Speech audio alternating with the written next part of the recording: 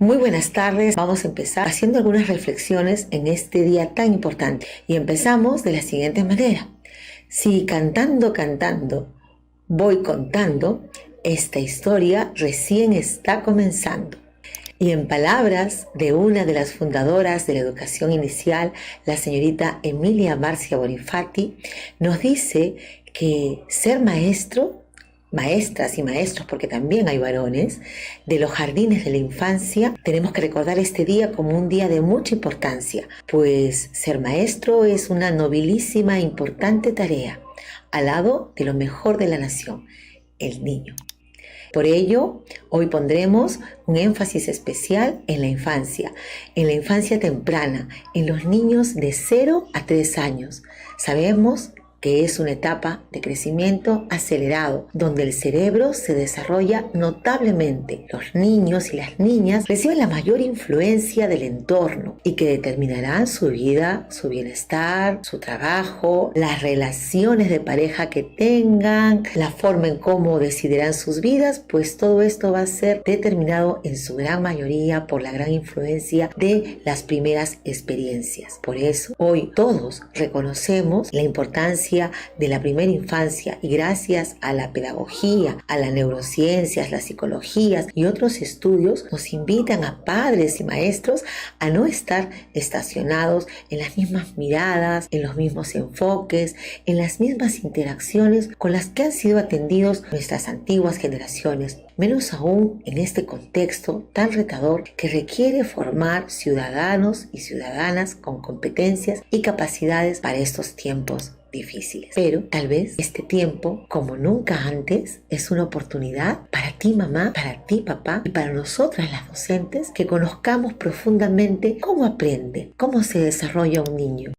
También este tiempo es un tiempo muy rico para mirar a ese niño que llevamos dentro y reconocer el lugar que ocupan las emociones, el cuidado, el vínculo afectivo. Por eso, papito, mamita, te invitamos en este momento a hacer un ejercicio todos juntos y mirar la vida con ojos de niño y podamos ayudarlos a constituirse como personas seguras, con iniciativa, con autonomía y confianza en sí mismo y en sus capacidades, porque el niño ya viene dotado de muchas capacidades. Tengamos en cuenta lo siguiente: si cambiamos el inicio de la historia de los niños y de las niñas, cambiará toda su historia. Ténganlo en cuenta. Esto que acabamos de comentar tiene que ver con lo que viven y aprenden el niño, no solo en la casa donde se desenvuelve, sino fundamentalmente por las interacciones, por la comunicación, por la relación que desarrolla con su familia o con otros adultos que están a su cuidado y que les son significativos. Hagamos por un instante el ejercicio de pensar en todos los hogares donde hay muchos niños que se encuentran en espacios limitados, donde con padres que muchas veces están estresados, que están saturados por la noticia, por la carga del trabajo o por la falta del mismo, y nos preguntamos por los niños. ¿Cómo se encuentran los niños a nivel emocional? ¿Cómo están respondiendo los papás, las mamás, los maestros a las necesidades, no solo de alimentación, a la de cuidado, a esas necesidades de vital importancia? ¿Cuál es? El juego, el movimiento, la comunicación, para contribuir a una verdadera salud integral, más aún en esta difícil coyuntura. Es ahí donde tu mamá, donde tu papá juegas un rol importante, o aquel abuelo o tía, el adulto que está cuidando al niño, pues es el hogar, el espacio educativo potencial donde los niños aprenden y se apropian del mundo y el contacto de la exploración de los objetos, las interacciones que mantienen con la familia, desde cada situación cotidiana que viven, como comer juntos, conversar, ordenar sus espacios, jugar, entre otros. Estos momentos son oportunidades para fortalecer esos vínculos con las niñas y con los niños. Si los padres y los cuidadores logran reconocer sus necesidades e intereses y atienden a los niños respetándolos, sus ritmos, porque cada niño tiene un ritmo diferente. Unos aprenden más a través de la música o son más musicales, otros más a través del movimiento, otros más a través del diálogo o de las imágenes que viven, las experiencias que viven. Entonces debemos de brindarles diferentes oportunidades para aprender y finalmente, sobre todo, necesitamos queremos que fortalezcamos estas relaciones con los adultos que acompañan a los niños. Tienen que ser adultos receptivos, con interacciones que les permitan esa comunicación de ida y vuelta, como un jueguito de voleibol. Pasa la pelota de una cancha a la otra, de la niña o del niño hacia el adulto. Entonces, aprendamos a ayudar y a construir las bases sólidas del cerebro del niño. Porque en este momento de la vida donde hay más aprendizaje, este es el momento en el que se establecen la mayor cantidad de conexiones neuronales. En efecto, la ciencia nos demuestra que en los primeros años el niño pequeño se encuentra en un periodo fundamental para la asimilación de todas las experiencias y que dichas experiencias se transforman en aprendizaje. Por ello es importante que nuestros niños jueguen, que cuenten a los adultos las cosas que hacen diariamente y que los adultos los acompañen en su desarrollo en el hogar. Entonces vamos a recordar que hoy específicamente vamos a mencionar 3 aspectos importantes, 3 puntos cruciales que debemos de atender en este tiempo con los más pequeñitos. El movimiento. Así es. ¿Qué experiencias de aprendizajes podemos potenciar en el hogar que favorezcan el movimiento? ¿Cómo podemos complementar estas actividades? Por ejemplo, aquí estamos viendo cosas que en la puerta de la casa podemos organizar, en la puerta de una habitación, un material sencillo para que el niño pueda seguir moviéndose, explorando, desarrollando sus habilidades. Pero también podemos complementar esta actividad con la danza libre, por ejemplo, donde los niños puedan experimentar diferentes ritmos. No se imaginan cómo les ayuda al desarrollo auditivo y también a la conciencia corporal usar diferentes ritmos, diferentes géneros de música, sobre todo primero la música peruana. Por ejemplo, María Montessori es una pedagoga, una médica también, que tiene una propuesta pedagógica de hace más de 100 años y es total y absolutamente vigente. Cientos de generaciones se han formado con esta propuesta. Y uno de sus postulados es decir, la actividad principal de los niños, el juego. El juego es el trabajo de los niños. Entonces, debemos favorecer en casa estas actividades de juego libre que se dan de manera espontánea a través de las propuestas que el mismo niño realiza y donde los niños van asimilando la realidad y la van recreando, imitan el comportamiento de los adultos. Ven que la mamá está cocinando y ella también quiere cocinar, ella también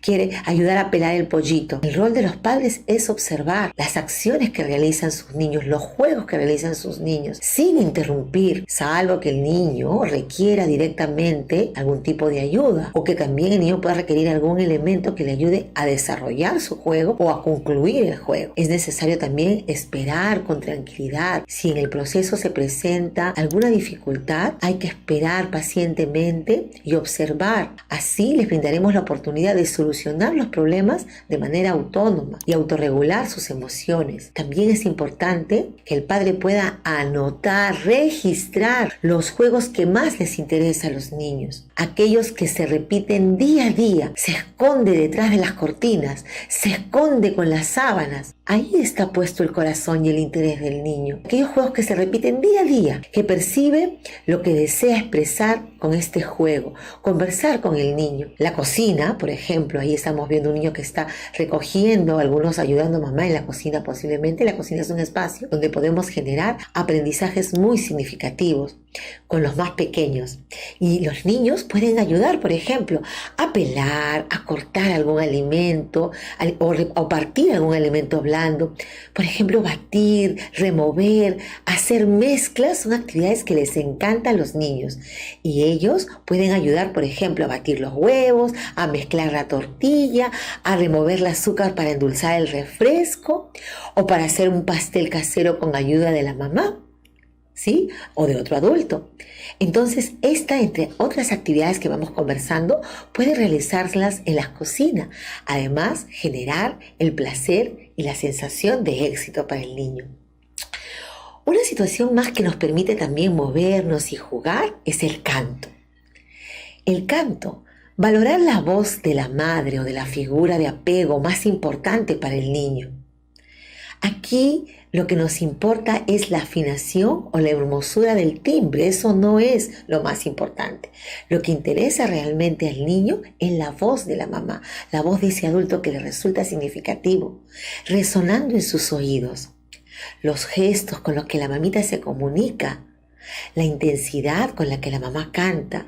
Lo importante es que no es que al niño se le vaya a enseñar una canción, sino el canto espontáneo del adulto, el cual va a permitir que el niño aprenda de manera libre y gradual. Podemos, por ejemplo, cantar, ¿no? Sí, pero podemos cantar en un momento exclusivo o mientras lavamos, mientras barremos, mientras pintamos, mientras estamos haciendo alguna actividad en la casa y el niño nos está acompañando. En estos momentos podemos acompañarnos, por ejemplo, con las palmadas o también usar un instrumento musical. Otra actividad interesante es el dibujo. Pero ustedes dirán, pero mi niño tiene 1 añito, todavía no dibuja. Las investigaciones, Victor Lowes, que es uno de los más grandes investigadores de las etapas del desarrollo infantil, nos dice que los niñitos y las niñas, ellos pueden dibujar y comienzan haciendo los primeros garabatos. Y estos garabatos son importantes en la vida del niño. Estos garabatos van a permitir que los niños y las niñas, ¿cierto?, puedan comenzar a nombrar los garabatos y a desarrollar toda la motricidad fina. Y además que así empieza a desarrollar también todo un mundo de representarlo a través de manera gráfica en sus primeros garabatos.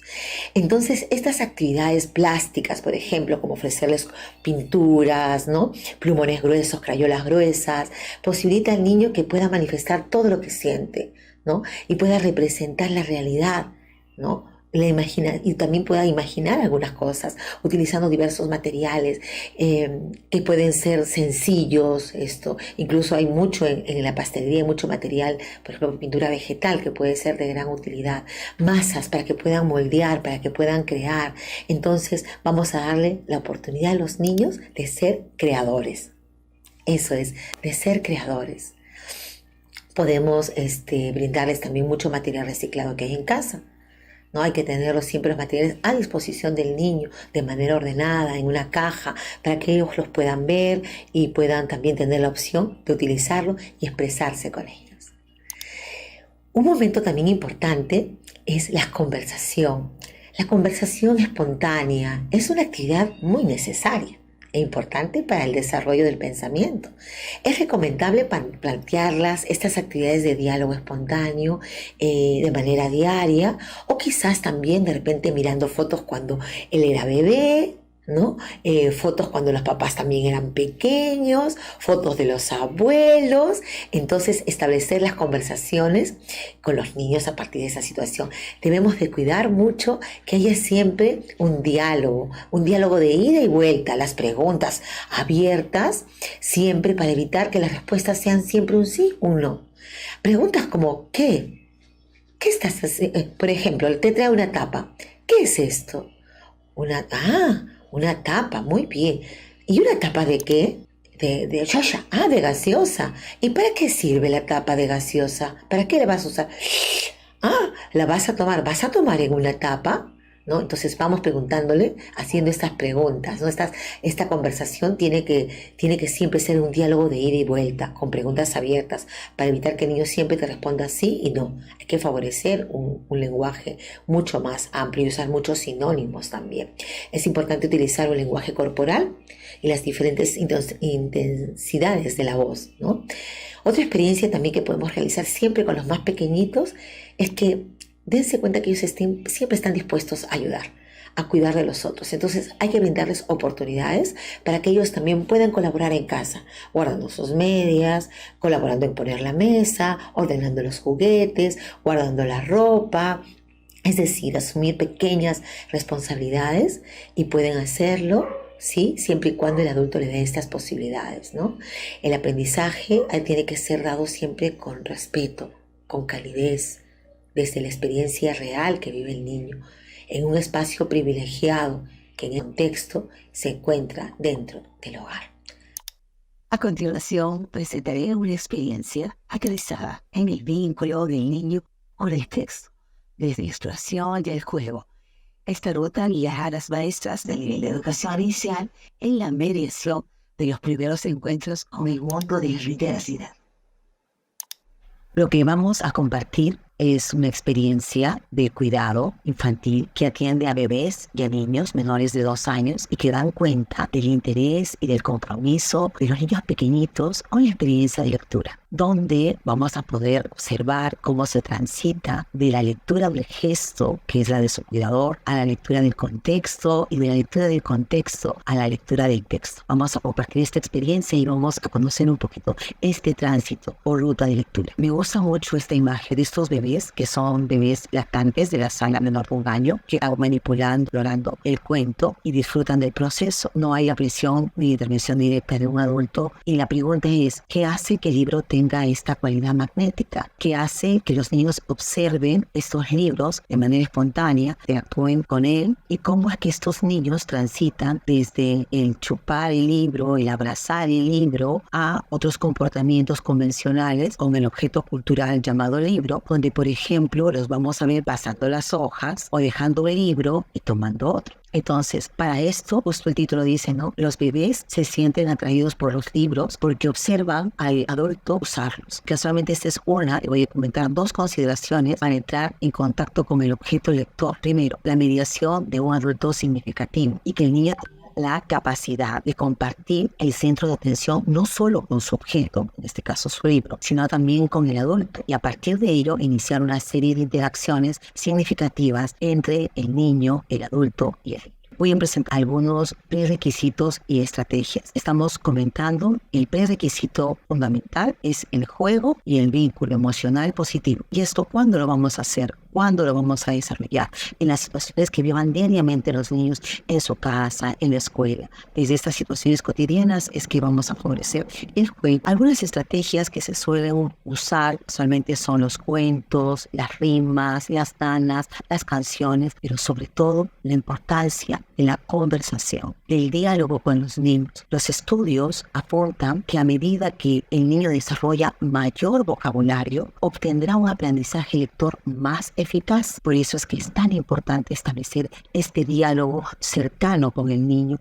que también no solamente empieza con el diálogo verbal, que empieza con este diálogo tónico, que es de piel a piel, que va desde el gesto, que va desde la mirada y que es acompañado por la palabra. Entonces, tener en cuenta y utilizar estas estrategias cuando el niño se alimenta, cuando se le cambia, cuando se le acompaña para que duerma, son actividades, estrategias fundamentales. Entonces, ¿pero qué es lo que estamos encontrando en este momento? ¿Cuáles son las interacciones comunicativas que están teniendo los niños y las niñas? Mayoritariamente, entre padres e hijos, las conversaciones lingüísticamente se limitan por lo general a dar órdenes y interrogar al niño, ¿no? ¿Dónde está tu individual? ¿Comiste su lonchera? ¿Cómo estuviste? Entonces, como que nos vamos olvidando y vamos dejando de lado que el niño necesita que se le explique las cosas que vive desde las situaciones cotidianas que va enfrentando y que va desarrollando día a día. La idea es establecer una comunicación, una conversación con el niño que parta de sus intereses, pero una conversación, como se dice así, de corazón a corazón. No, nadie cuando conversa contigo te está haciendo una serie de interrogatorios o órdenes, ¿no? Uno establece un diálogo, es una conversa agradable, muy cercana, ¿no? Mucho desde el interés que tienes por el otro también. Entonces, eso es muy importante, no perder. Y vamos a presentar esto del desarrollo integral, los aspectos motores, sensoriales, sociales, emocionales y cognitivos, cómo se integran en esta dinámica. Empezaré comentando básicamente en dos experiencias. Una en la cual los niños están interactuando con una serie de materiales, tratan de tintes vegetales que están con diferentes texturas y ahora por ahí me dirán que tiene que ver esto con la lectura. Ahora vamos a ver cómo será el desarrollo donde casualmente se integran varios aspectos sensoriales, emocionales y cognitivos. Estos se van acercando luego a las experiencias que vivirán en el texto. Aquí en la siguiente hay una canción y la expresión de la niña tiene que ver mucho porque mientras que vas cantando, ella va expresando con todo su cuerpo, aunque no usa el lenguaje, está mirando a la cara del adulto y está reaccionando a la letra de la canción y al ritmo también que la melodía va marcando. Entonces, ¿qué es lo que quiero presentar en esta diapositiva? Que los niños desde que nacen tienen y deberían de tener realmente muchos estímulos de aprendizaje pertinentes. El adulto que lo acompaña debe de disfrutar con ellos de estas experiencias cotidianas que son momentos de preparación antes de la lectura y antes de la escritura. Nosotros, por formación en la carrera, educación, salud, psicología, hemos escuchado que estas experiencias que presentamos aquí en la diapositiva forman el cerebro a nivel estructural y funcional, gracias casualmente a la plasticidad cerebral y junto con un entorno enriquecido se favorece el neurodesarrollo. Por eso es que presento estas imágenes, porque lo importante es de ofrecer al niño un entorno enriquecido con materiales, acompañamientos, espacios que lo favorezcan. Por eso que es importante la intervención del adulto cuidador, de la familia, del docente, para acompañar casualmente a través del juego, del movimiento, de la comunicación gestual, de la comunicación corporal, porque son bebés. Los estímulos y los aprendizajes están en estas experiencias, donde el niño menor de 2 añitos desarrolla la percepción, agudiza los sentidos, favorece la integración, las respuestas motoras y las sensaciones, entre otros aspectos que favorecerán el éxito en la lectura y en la escritura. Entonces, de alguna manera estamos presentando o comentando algunas pautas para el cuidador que atiende al niño. Cuidar el estado de ánimo, para no contaminar de forma negativa al niño cuando de repente no hemos dormido, estamos cansados, o el niño tiene algún tipo de vínculo y decimos un ratito, no, ahorita no, estoy cansado, más tarde, después, o estamos conectados a través de repente de un televisor o una tablet, ¿no? Y entonces limitamos estas pequeñas interacciones con los niños que son requisitos para luego desarrollar el lenguaje hablado, la línea sobre la cual se construyen los aprendizajes posteriores. Aquí, por ejemplo, vamos a compartir una experiencia que casualmente comenzó con aprender a trabajar desde el gesto, desde el rostro, mirarse en el espejo, mirar el rostro de los adultos que les acompañan, tocar los materiales diversos que hay en el entorno, pero sobre todo trabajar este otro código que es el código de los otros lenguajes, que tiene que ver con la música, que tiene que ver con el ritmo, el pulso, el tiempo, que ayudarán más adelante también en esta comprensión. Sabrán de que en la educación inicial se entienden particularmente 2 ciclos, ¿no? El ciclo 1, que son niños menores de 2 años, y el ciclo 2, que son niños de 3, de 4 y de 5. Esta experiencia está situada particularmente con niños menores de 2 años. Entonces, aquí en esta imagen me surge comentarles que los bebés aprenden a leer a partir de la existencia de libros en su entorno. Esta pequeña tiene un libro de tela, está hecho a mano, que posibilita ese intercambio para que el adulto se pueda acercar al niño y dejarlo que explore, pero ir generando sonidos como, por ejemplo, yo hago aquí y digo, y ahí ya está, lógicamente, sacudiendo el texto. Luego, en una hoja que se abre, porque se le abre de casualidad, hay el bebé que está así, con la boca abierta, llorando. Entonces, yo hago, y ella me mira el texto, y yo le digo, el bebé quiere su teté. ¿Dónde está el teté del bebé? ¿No? Y entonces le ayudo a pasar la hoja y ella se queda observando el biberón. Entonces, el uso, la distribución de los textos, el acceso a los textos, están lejos de ser realidades para muchos niños. Muchos niños no tienen textos porque los papás piensan que son muy pequeños, que no es necesario, y los libros no siempre están presentes en las interacciones entre el adulto y el bebé. Es preciso comentarles que el adulto se tiene que comprometer con las actividades letradas, y este compromiso pasa necesariamente por reconocer el valor del texto en las actividades del niño. En el aula particularmente se observa que toman los niños los libros preferidos, los libros que le llaman la atención, y se simulan leer balbuceando. El hermano de esta pequeña es un niño que también tiene la misma edad, es un gemelo, y estaba con un texto, abriéndolo, que era un texto grueso de cartón, y lo iba pasando y estaba haciendo estos sonidos de balbuceo, eso que se llama el balbuceo canónico, ¿no? Y está pa, pa, pa, pa, pa. Y lo curioso era el volumen, el tono, la intensidad de los sonidos. Y era como una conversación básica con intenciones comunicativas. Pa, pa, pa, pa, pa, pa, pa, pa, pa, pa, pa, pa. Y pasaba las páginas y continuaba. Ese hecho me llamó muchísimo y poderosamente la atención. Luego con los niños, y cuando me hablo de niños, hablo de niños a partir del año, y cuando hablo de bebés, hablo de niños que son de 11 meses, de 12 meses. Se observaba, por ejemplo, que los niños de 2 añitos buscaban que les cuenten otra vez algunos textos favoritos. Observaban con atención las imágenes del libro, y ellos también simulaban leerlo en voz alta, con palabras o medias palabras. E incluso, en algunas experiencias, estos niños, ya a partir de, en este promedio de 1 a 2 años, 18 meses en adelante, empezaban a contar con medias palabras y palabras los cuentos a los otros pequeños que se les acercaban también y que de cerca observaban lo que estaban haciendo, que era leer sus cuentos. Estrellita, que es una niña de 18 meses, claro, la situación es que los tengo, a Estrella la tengo desde los 4 meses, ¿no? Ya han habido niños que ahí están desde los 2 meses. Eso también posibilita y facilita mucho de las situaciones que se pueden observar en el video. A diferencia del primer video que vieron un pedacito, hay niños que cogen muy bien el texto, que son bebés de meses y lo pueden pasar y se quedan y toman otro, mientras que hay algunos que ya tienen casi un año, que tienen 11 meses y que todavía están porque tienen poca experiencia, no porque no hay de repente ese trabajo en casa o porque de repente no están de manera constante en el aula o son muy esporádicas sus asistencias. Entonces, eso también a veces limita. Bueno, ¿Qué cuento vamos a contar el día de hoy? El cuento del elefante. Yo te voy a ayudar. Mis piernas van a servir para que tú puedas estar aquí atento. Es la primera Había una vez un hermoso elefante. Un elefante se balanceaba sobre la tela de una araña. Y había un hermoso pajarito. Y otro pajarito más ahí. Dos pajaritos. ¿Dónde está el otro pajarito? ¿Dónde está el otro pajarito? Búscalo. Un pajarito. Ahí. ¿El otro pajarito? ¿El otro pajarito? Ahí está. ¿Y dónde está el elefante? Ahí está el elefante. Muy bien, este cuento siempre te he contado. Un elefante se balanceaba por el hilo. Vamos a ver qué pasó más cerca.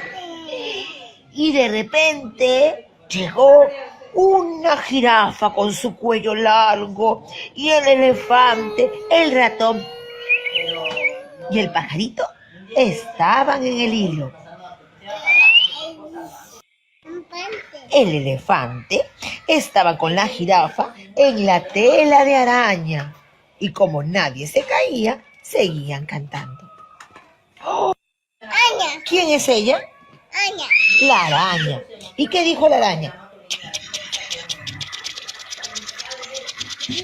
Exacto. ¿Quién está jugando con mi telaraña? Leonard Pai. Muy bien, entonces he ido adelantando, de repente se saltaron algunas cosas interesantes porque creo que es mucho más rico cuando ella está interactuando. Entonces, ¿qué es lo que se ha observado en Estrella? Por ejemplo, la niña de 18 meses señala detalles del libro leído, ¿no? Como recurso de intercambio de comunicación con el adulto y busca siempre la mirada compartir del adulto. La niña también señala detalles de las páginas abiertas de un libro. Este comportamiento fue observado con niños más grandes de 24 meses. Sin embargo, esta niña de 18 meses, por eso es que lo presento, ¿no? Como esta especie que lo hace con bastante autonomía. Lo común es señalar primero aisladamente, sin que el niño mire a otra persona, ¿no? Ni le dirija al mismo tiempo la vocalización alguna.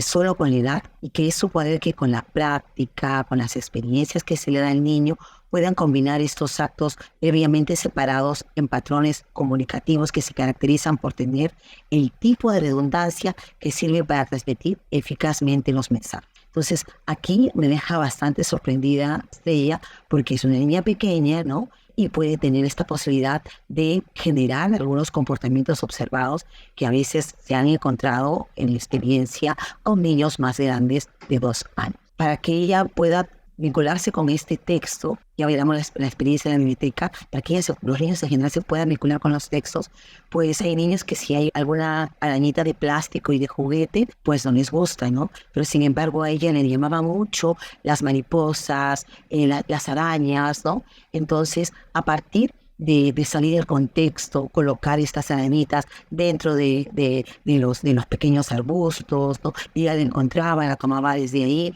bueno, obviamente la araña de plástico, ¿no? Los elefantes también que llevaba ahí al entorno natural y desde ahí podría tener esa experiencia también de vincularse con canciones, con juegos, pero en ambientes naturales. Muchas salidas a espacios abiertos permiten aumentar el contexto del niño con el entorno natural y su cultura, ayuda a que el niño a fortalecer el vínculo afectivo y desarrollar la confianza básica con los niños.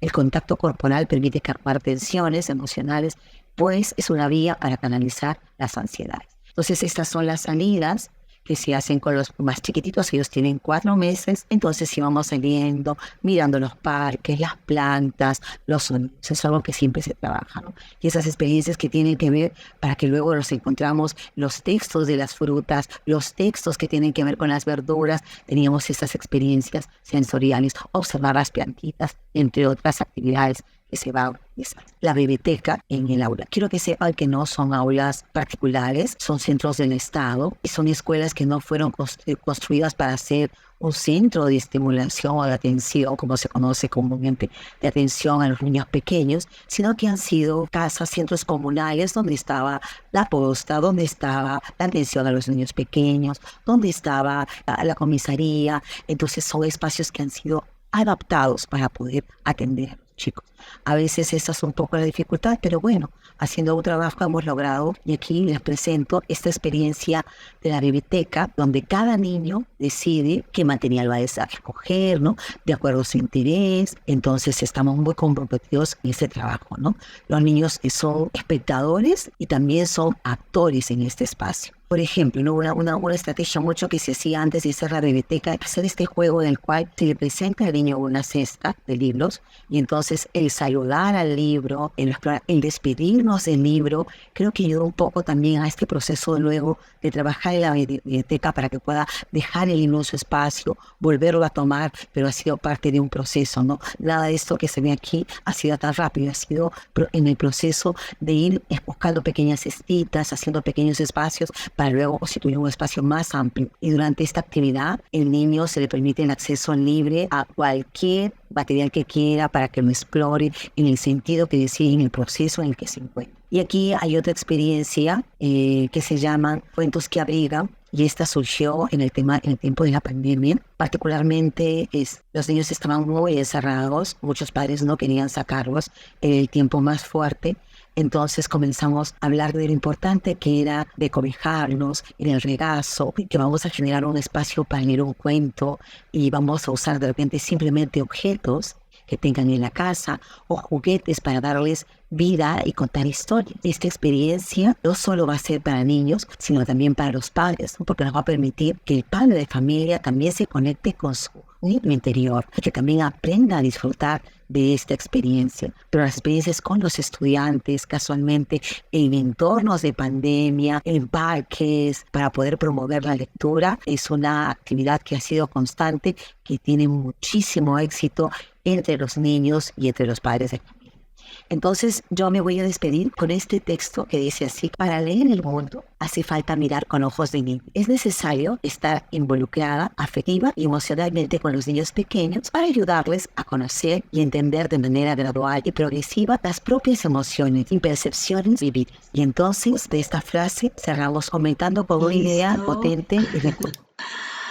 Hemos compartido un abanico de herramientas que permiten a los niños explorar el entorno, expresar sus emociones, desarrollar habilidades motoras, resolver problemas y promover su autonomía, sentando las bases para el desarrollo de los aprendizajes.